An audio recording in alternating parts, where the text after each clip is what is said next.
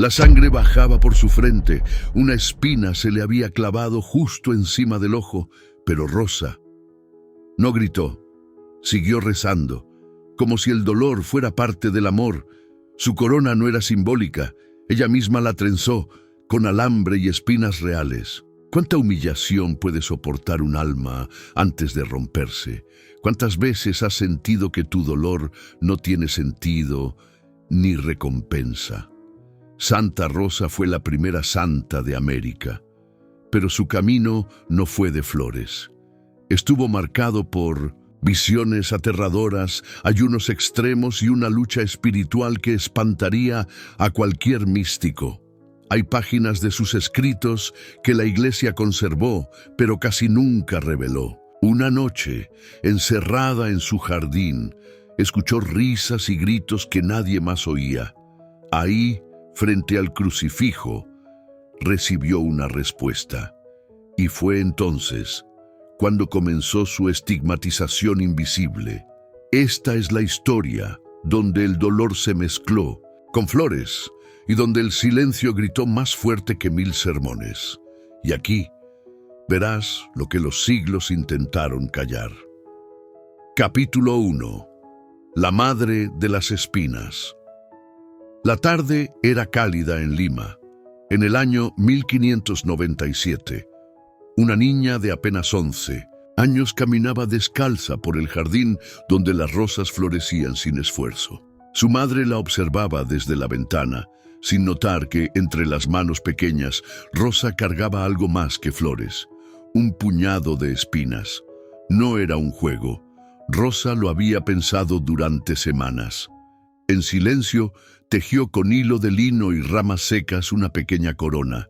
No buscaba adorno ni atención. Lo que quería era compartir, aunque fuera en una mínima parte, el dolor de Cristo crucificado. Con manos temblorosas, se colocó la corona improvisada sobre la cabeza, escondiéndola bajo su velo. El ardor fue inmediato. Las puntas afiladas rozaban su piel delicada, pero no lloró. Solo cerró los ojos y murmuró: «Señor, esto es por ti, todo por ti». Esa noche, mientras todos dormían, Rosa se arrodilló en su habitación y permaneció en silencio durante horas. Su rostro estaba sereno, aunque una pequeña gota de sangre se deslizaba por su frente. Nadie supo lo que hizo.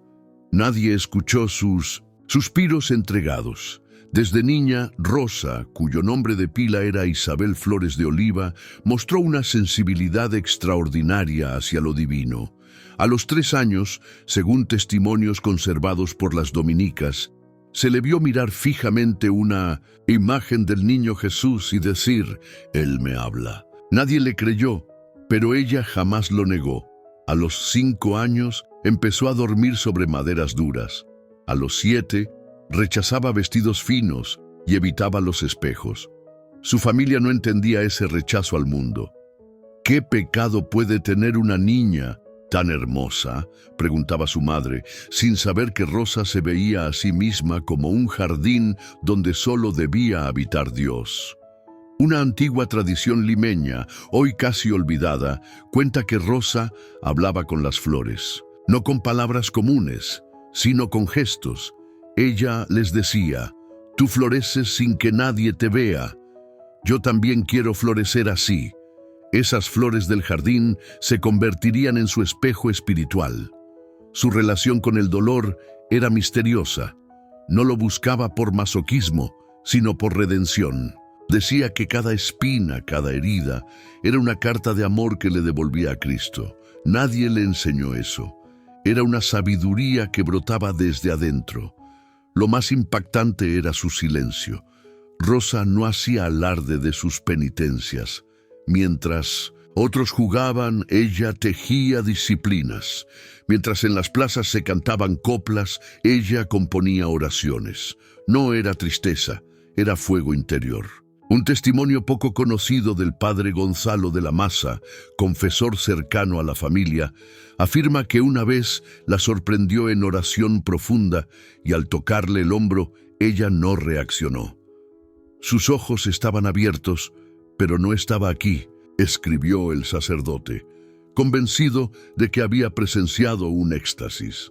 A los 12 años, Rosa ya había hecho voto secreto de castidad. Cuando su madre quiso comprometerla en matrimonio con un joven comerciante, Rosa solo dijo una frase: «Yo ya estoy comprometida». Nadie entendió a qué se refería, hasta que encontraron, escondido en su cuaderno de oración, un dibujo del crucifijo con un anillo en sus pies. Su habitación era su convento. Allí dormía poco, comía menos y oraba sin cesar. El rincón donde colocaba sus flores y el pequeño Cristo se volvió su altar personal. Un altar sin campanas, pero con un perfume espiritual que muchos decían percibir al entrar. Un detalle estremecedor, hallado en las actas del proceso de beatificación, relata que Rosa modificó una tabla de madera para dormir en ella con clavos debajo. «Así sentía que me sostenía la cruz», confesó a una religiosa. Nadie obligó a Rosa. Su amor era voluntario, inmenso, libre. Una noche, mientras Lima dormía, Rosa se despertó con un susurro interior. «¿Hasta dónde me seguirás?». Ella, sin pensarlo, respondió: «Hasta el final, Señor, hasta el espino último». Fue entonces cuando decidió ceñirse esa corona, no solo en la cabeza, sino en el alma. Esa misma corona, que muchos nunca vieron, la acompañaría hasta la muerte. Porque Rosa no usó joyas ni tiaras. Su única realeza era espiritual. Su trono, el silencio; su corona, el sufrimiento por amor; su cetro, la oración constante. En su celda, al pie del crucifijo, solía repetir una frase que los biógrafos solo encontraron años después en un margen desdibujado de su cuaderno: «Una rosa no florece para que la vean, sino para amar al que la creó». Esa fue su vida, entera, una flor escondida, pero viva. ¿Qué hace que una niña elija el dolor como camino de amor? ¿Qué voz tan profunda puede cambiar la vida desde tan temprano? Mientras el mundo giraba entre fiestas y conquistas, una niña en Lima tejía espinas como quien escribe una carta de eternidad. Y así empezó la historia de Santa Rosa de Lima, no con milagros visibles ni discursos encendidos, sino con una corona de espinas escondida y una promesa entre susurros que el cielo nunca olvidó. Capítulo 2. Un corazón que sangra en secreto. Al amanecer, la casa de los Flores de Oliva despertaba entre aromas de pan y sonidos de carruajes. Pero en una habitación apartada, antes de que el sol tocara los muros, Rosa ya había comenzado su día, no con descanso, sino con oración y silencio, envuelta en un manto de discreción que protegía su alma de los ojos del mundo. Sus padres creían que dormía más de lo normal, pero la verdad era otra. Rosa pasaba horas enteras de rodillas, con la frente apoyada en el suelo, repitiendo nombres de santos y letanías antiguas que aprendía de memoria. Su voz apenas era un murmullo, pero su espíritu ardía con fuerza. Su cuerpo era frágil, pero su voluntad era más dura que el hierro. No buscaba consuelo humano. Sabía que su misión era más alta, más profunda. Decía que quería parecerse a Cristo, no por admiración, sino por amor verdadero. Y eso incluía también el sufrimiento. Aunque nadie lo sabía, bajo su ropa llevaba un cilicio tejido por sus propias manos. Cada movimiento era una punzada, una chispa de dolor ofrecido como oración. No lo hacía por culpa ni por deseo de castigo. Lo hacía porque sentía que en ese dolor secreto se unía más a su esposo divino. Una de sus penitencias más misteriosas era el cinturón de clavos que usaba escondido bajo su hábito. Lo apretaba especialmente los viernes, mientras recordaba la pasión de Cristo. No lo mostraba a nadie, solo ella y Dios compartían ese pacto silencioso. En una ocasión, según relatan testimonios conservados por las dominicas, Rosa fue encontrada desmayada en su habitación. Creían que había enfermado por falta de alimento, pero al despertarse, ella simplemente dijo: «El alma se sacia cuando el cuerpo se vacía». Su madre lloró. Rosa, en cambio, sonrió. La comida era para ella un espacio de prueba. Comía lo mínimo necesario y siempre lo más simple. Llegó incluso a mezclar hierbas amargas con su pan para recordar el sabor del sufrimiento. Su padre, hombre de negocios, no entendía esas actitudes, pero con el tiempo dejó de insistir. Una tradición limeña poco conocida dice que Rosa solía regalar sus mejores platos a mendigos antes de sentarse a la mesa. Lo hacía sin decir palabra, como quien devuelve lo que no le pertenece. Ella consideraba cada acto de caridad como una oración viva. Su salud comenzó a deteriorarse, mareos, fiebre, debilidad, pero su alma parecía crecer mientras el cuerpo disminuía. En sus cartas, muchas hoy perdidas, pero algunas preservadas en conventos limeños, escribía que la verdadera fortaleza no se mide por la carne, sino por lo que el alma puede cargar sin quejarse. Rosa no rechazaba la compañía, pero la evitaba cuando sentía que podía distraerla de su amado. Incluso con su familia, era tierna pero reservada. Se mantenía callada, pero sus ojos hablaban con una intensidad que incomodaba a algunos y despertaba admiración en otros. A veces pasaba las noches en vela, solo con una vela encendida y un crucifijo en la mano. Rezaba el rosario de rodillas sobre piedras. Esa imagen, tan sencilla como sobrehumana, marcó a una sirvienta que años después testificaría: «Esa niña no era como las demás. Su cuarto olía a iglesia». Una imagen sensorial poderosa envuelve esta etapa. El roce seco del lino en mindores, la piel herida, el leve goteo de cera cayendo en el suelo de madera y el murmullo de oraciones pronunciadas con el alma más que con la voz. Era una sinfonía invisible, pero real. El mundo seguía su curso, mercados, fiestas, rumores. Pero Rosa se iba apartando poco a poco. Prefería el sonido de las campanas al de la conversación. Sentía que el bullicio le nublaba el alma. Su lugar estaba en lo oculto, en lo mínimo, en lo escondido. Muchos pensaban que estaba enferma del espíritu. Algunos vecinos incluso llegaron a acusarla de fanatismo, pero cuando la miraban de cerca, se desarmaban. Sus ojos, llenos de compasión, revelaban una dulzura que no se aprende, se recibe. Una noche, según testigos del proceso de beatificación, Rosa sintió un dolor agudo en el pecho. Creyó que moriría. En lugar de asustarse, sonrió.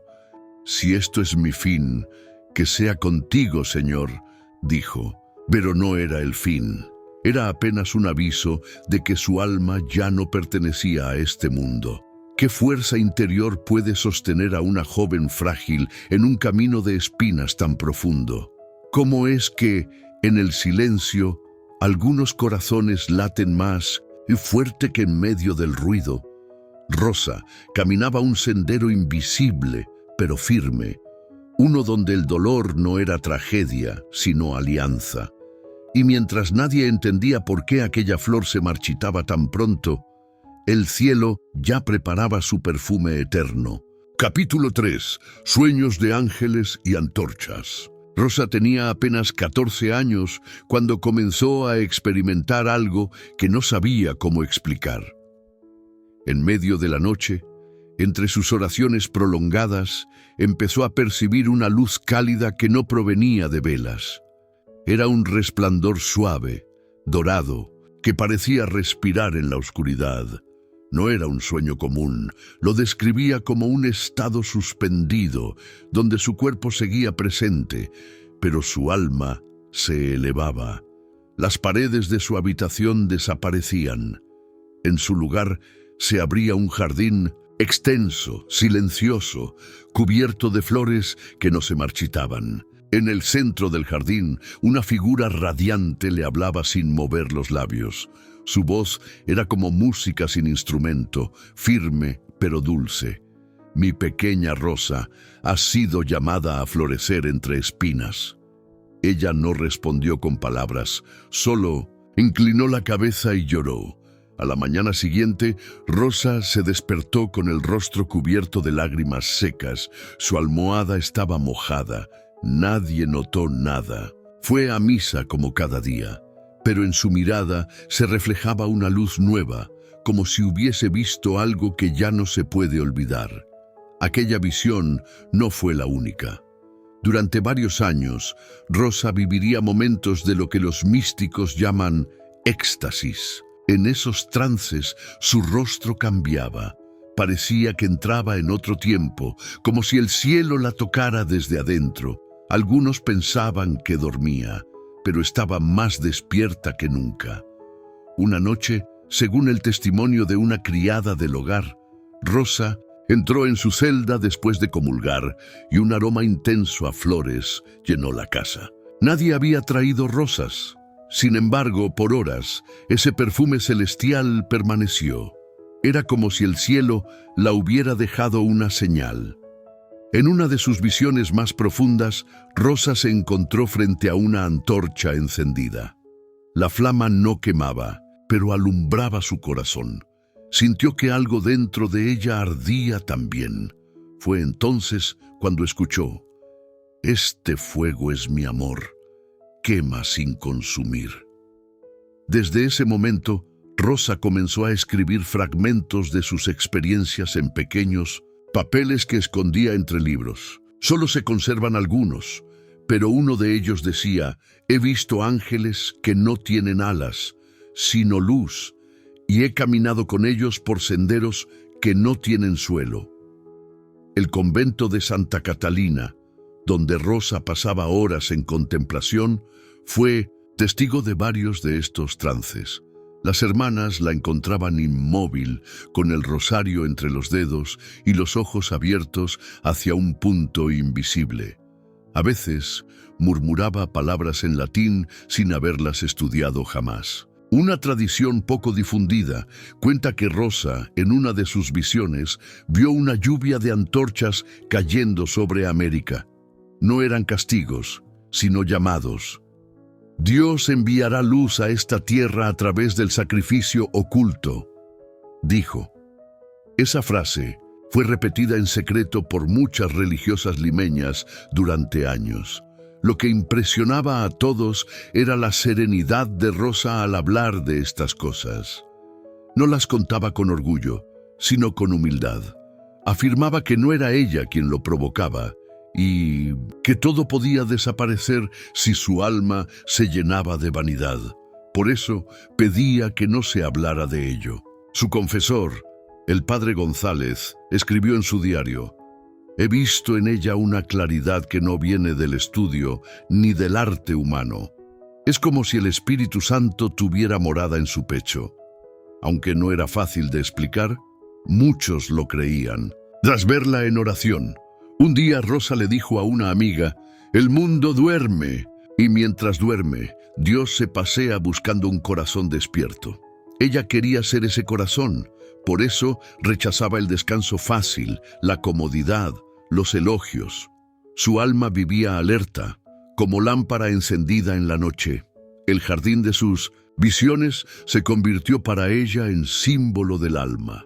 Decía que cada flor representaba una virtud y que el alma debía podarse a sí misma con dolor para que brotaran nuevas rosas. No era poesía, era convicción pura, nacida de lo que vivía en carne y espíritu. En los últimos años de su vida, las visiones se volvieron más frecuentes, pero también más dolorosas.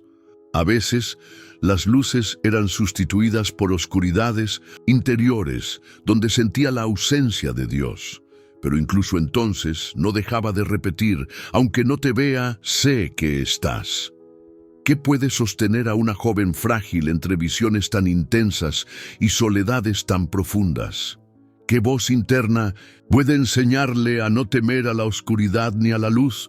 Rosa aprendía directamente del cielo, no para exaltarse, sino para rendirse cada vez más. Y así, con cada sueño celeste, con cada antorcha encendida en el alma, Rosa avanzaba. No era la alucinación de una joven febril, era la respuesta silenciosa de una santa que ya caminaba entre dos mundos. Capítulo 4.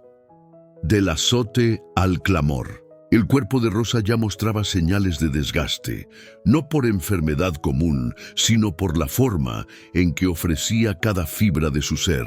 Sus ayunos eran prolongados, sus vigilias constantes y su entrega total. Pero a esa entrega aún le faltaba un acto final, la disciplina voluntaria. Un día, mientras meditaba sobre la pasión de Cristo, sus ojos se detuvieron en una imagen del flagelado. No era una contemplación estética, fue un llamado profundo. Él recibió azotes por amor. ¿Qué puedo darle yo?, murmuró. Fue entonces cuando decidió fabricar su propia disciplina, un pequeño cordón con nudos duros. Por las noches, a solas en su celda, Rosa se flagelaba en silencio, no con rabia, sino con ternura dolorosa. Cada golpe era acompañado por un rezo. Por mi tibieza, por mi soberbia, por los que no aman, repetía. Era una liturgia secreta. Entre ella y el crucificado, el eco de esos actos llegaba apenas a través de murmullos. Una criada escuchó una vez suaves golpes y, asustada, abrió la puerta. Rosa se cubrió de inmediato y solo dijo: «Estoy rezando con todo mi cuerpo». La mujer, al ver sus lágrimas, no volvió a preguntar. A diferencia de los castigos que el mundo impone, lo que Rosa hacía era libre. Ella elegía el dolor, no para merecer amor divino, sino para participar de ese amor. Una forma mística de comunión que muchos no comprendían, pero que la elevaba por dentro. Los viernes eran especialmente intensos. Rosa se recogía desde temprano, apenas hablaba. Se preparaba como si fuera a vivir la pasión misma. Durante horas meditaba en cada herida de Cristo. Luego, al caer la noche, se retiraba a su celda, y el silencio se volvía clamor. Ese clamor no salía de su garganta, sino de su alma. Era el llanto sin lágrimas, el grito contenido en la renuncia. Su espalda se marcaba con señales rojas, pero su rostro permanecía sereno. En medio del dolor, su espíritu descansaba. Un testimonio poco conocido del padre Pedro de Loaiza, su confesor, relata que al tocarla por accidente en uno de esos días, ella se estremeció de dolor. Al preguntarle qué tenía, Rosa solo respondió: «Estoy aprendiendo a amar como él». Esa frase quedó grabada para siempre en su memoria. No había crueldad en sus actos, sino belleza escondida. Cada herida era una flor que brotaba en secreto. En sus palabras, las espinas que se clavan por amor se convierten en perlas eternas. No buscaba el sufrimiento por sí mismo, sino la unión con el doliente por excelencia. La sociedad limeña de la época no tenía espacio para comprender esas prácticas. Mientras la ciudad celebraba fiestas religiosas con procesiones y cantos, Rosa celebraba el misterio con su cuerpo ofrecido. Era un altar viviente, un templo sin paredes. Una práctica poco conocida que realizaba era ponerse sal en las heridas para prolongar el ardor. No como castigo, sino como recuerdo vivo, según escribió en una nota privada. Decía que mientras doliera, su alma no se dormiría. Este nivel de entrega no pasaba desapercibido en el mundo espiritual. Según las tradiciones recogidas en las crónicas dominicas, varias veces se sintió invadida por presencias oscuras que buscaban distraerla. Ella simplemente apretaba el rosario, miraba al crucifijo y seguía. Una noche, después de una disciplina intensa, Rosa sintió que su cuerpo no aguantaba más. Cayó de rodillas, sin fuerzas. Pensó que moriría, pero en ese instante una luz suave llenó su habitación. No era externa, era interna. Y escuchó: «No estás sola, yo estoy en cada latido». Ese fue un punto de inflexión. Rosa entendió que el dolor no era el fin, era el puente. No era un castigo, sino un camino hacia la intimidad divina. Desde entonces, cada azote fue menos físico y más espiritual, menos ruido, más ofrenda. Cuando se le preguntaba por qué hacía todo eso, Rosa no daba largas explicaciones, solo decía: «Para que otros se salven, aunque yo no lo vea». Su dolor no era egoísta, era redentor. Era una oración que sangraba sin pedir aplausos. ¿Qué mueve a un alma joven a elegir la herida como camino?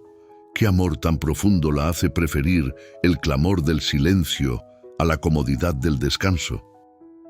Rosa vivía una realidad paralela, donde el sufrimiento no era derrota, sino lenguaje divino. Y así, entre golpes que nadie escuchaba y plegarias que nadie leía, una santa se forjaba en la oscuridad, mientras el cielo guardaba cada herida como una joya escondida. Capítulo 5. La ciudad se arrodilla.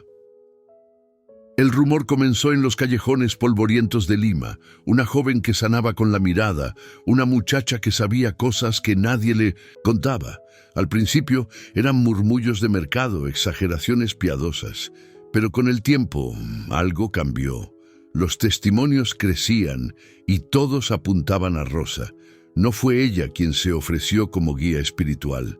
Fueron los demás quienes la buscaron, tocando su puerta con humildad y miedo. Curas, nobles, comerciantes, incluso soldados, todos con la misma súplica en los ojos: «Ruega por mí». Y ella, con una sonrisa suave, respondía: «Pidámoslo juntos».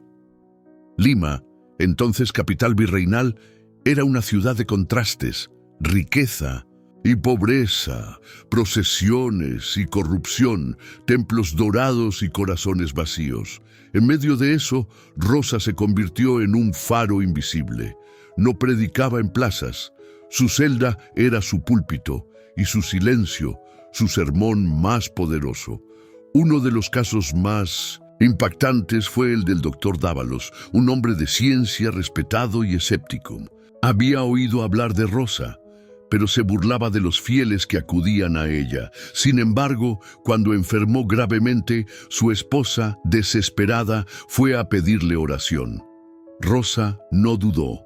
Pasó la noche entera rezando por un hombre que jamás había visto. A la mañana siguiente el médico despertó sin fiebre. No entendía cómo, pero supo que algo había ocurrido.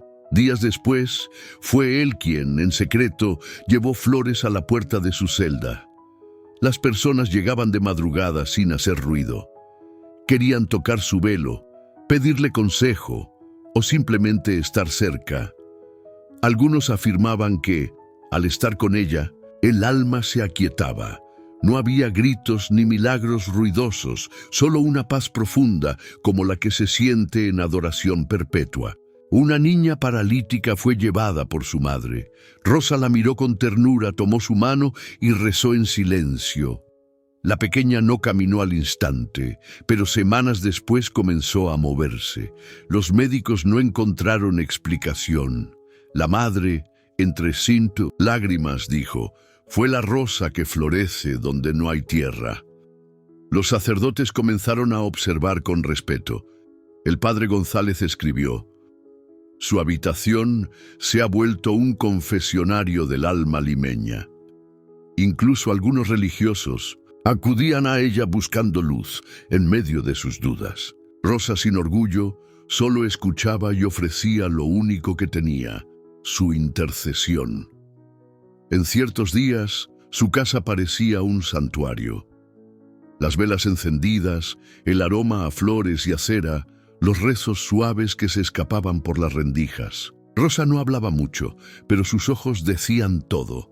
Aquellos que entraban salían diferentes, como si algo invisible les hubiera tocado. Uno de los testimonios más raros proviene de una monja clarisa, quien relató que al tocar la mano de Rosa, sintió un calor inusual, como si el Espíritu Santo viviera en su piel. No fue una visión, no hubo rayos, solo un contacto leve y una transformación interior. La ciudad comenzó a cambiar. Las procesiones, antes ruidosas, ahora eran más recogidas. Las confesiones aumentaban. Muchos, sin saber por qué, sentían necesidad de reconciliarse con Dios. Algunos atribuían esto a Rosa, otros decían que era el Espíritu Santo moviéndose entre las calles empedradas. Pero no todos estaban contentos. Algunos clérigos comenzaron a murmurar: ¿quién es esta joven que la gente ya llama santa? Rosa lo sabía, y por eso pidió aún más silencio. Que no se vea la flor, que solo se respire su perfume, decía. Su deseo era desaparecer para que Dios brillara. Incluso el virrey de Perú, don Luis de Velasco, escuchó sobre ella. Aunque no la visitó personalmente, mandó preguntar por su salud en sus últimos años. Rosa, al saberlo, solo pidió una cosa: que rece por los pobres, que ahí vive Cristo. Aquel rostro cansado y sonriente, aquella voz suave que jamás predicó desde un altar, se volvió la conciencia de una ciudad. En lugar de multitudes que aplauden, Rosa inspiró rodillas que se doblan. En vez de fama, provocó lágrimas sinceras. ¿Qué fuerza puede transformar una ciudad sin gritar, sin salir, sin imponer? ¿Qué alma puede convertir el incienso cotidiano en clamor silencioso? Rosa lo logró no con discursos, sino con presencia, no con poder, sino con pureza. Y así, mientras la ciudad dormía bajo el peso de su historia colonial, una joven en su celda tejía plegarias. Y Lima, poco a poco, se arrodillaba sin saber por qué. Capítulo 6. La última corona de espinas. El cuerpo de Rosa ya no respondía como antes. Sus piernas temblaban, sus manos perdían fuerza y el cansancio se volvió su compañero constante. Aún así, su mirada no había perdido esa chispa silenciosa. Era como si algo dentro de ella se mantuviera firme, mientras todo lo demás se derrumbaba. No tenía más de 30 años, pero parecía mucho mayor. Su piel era pálida, sus ojos hundidos y su aliento breve. Algunos decían que estaba enferma, otros que el cielo la estaba reclamando. Rosa sabía que su hora se acercaba y no le tenía miedo, solo pedía que sea con amor. Los dolores eran intensos, pero los recibía como regalos. Cada punzada me recuerda que no soy de aquí, decía. Su habitación, cada vez más silenciosa, se convirtió en un santuario. Las paredes respiraban oración y el aire olía a flores que nadie había traído. Su familia estaba desconcertada. No entendían cómo alguien tan frágil podía soportar tanto. Algunos intentaron convencerla de descansar, de alimentarse mejor, de buscar un médico. Rosa agradecía los gestos, pero no cambiaba su rutina. Para ella, el sufrimiento era su corona final, tejida con amor y entrega. Un detalle conmovedor lo narra la beata Mariana de Jesús, que la visitó en sus últimos días. Al tocar su frente, sentí calor, no de fiebre, sino como si un fuego suave viviera bajo su piel. Esa sensación, leve y dulce, marcó a todos los que se acercaban a su lecho. Durante las noches, Rosa no dormía, rezaba, y en esas vigilias empezó a cantar. No cantos conocidos, sino melodías suaves, como si su alma entonara salmos secretos. Las sirvientas que la escuchaban lloraban sin saber por qué. Era un canto que no nacía de la garganta, sino del espíritu. Su confesor le ofreció la unción. Rosa aceptó con alegría. Es el último perfume antes del encuentro, dijo. La ceremonia fue sencilla. Velas, silencio, una cruz de madera. Mientras el aceite tocaba su frente, una sonrisa leve apareció en su rostro, no por alivio físico, sino por certeza espiritual. Ese día, Rosa pidió que le quitaran su corona de espinas interior. Había dejado de usarla físicamente hacía meses, pero su alma aún la sentía. «Hoy, Señor, te la devuelvo», susurró. Sus palabras fueron como un suspiro, un cierre sagrado. Un evento milagroso fue registrado por su hermano. Al entrar, en la habitación, vio una luz tenue rodear su rostro. No era imaginaria, la describió como un resplandor suave, como de luna entre incienso. Al acercarse, sintió un aroma intenso a rosas frescas, aunque en la casa no había ninguna. Algunos frailes dominicos llegaron a despedirse. Rosa los saludó uno por uno, con voz débil pero firme. A uno de ellos le dijo: «No lloren cuando me vaya, porque al irme, me quedo». Aquella frase fue repetida en muchas homilías años después. Se convirtió en legado. El día de su muerte, el cielo de Lima amaneció cubierto pero sin lluvia. Era agosto de 1617. A las 3 de la tarde, Rosa pidió que la dejaran sola un momento. Cerró los ojos, abrazó su crucifijo y dijo: «Jesús, ya es tiempo». Su respiración se hizo lenta y cesó sin dolor. La casa entera quedó en silencio. No hubo gritos, solo lágrimas contenidas. Su madre cayó de rodillas, su padre se persignó. Las criadas se abrazaron en llanto. Afuera, sin saber por qué, varios vecinos se acercaron. Era como si algo sagrado acabara de partir, dejando una huella invisible. En ese mismo momento, según relata una tradición dominica, las campanas del convento sonaron sin que nadie las tocara. El prior, al escuchar el repique, supo que Rosa había partido. Dijo simplemente: «El cielo acaba de abrir sus puertas para Lima». Su cuerpo fue velado con sencillez, pero en menos de una hora, decenas de personas llegaron, luego cientos, gente que nunca la había conocido, pero que sentía su presencia.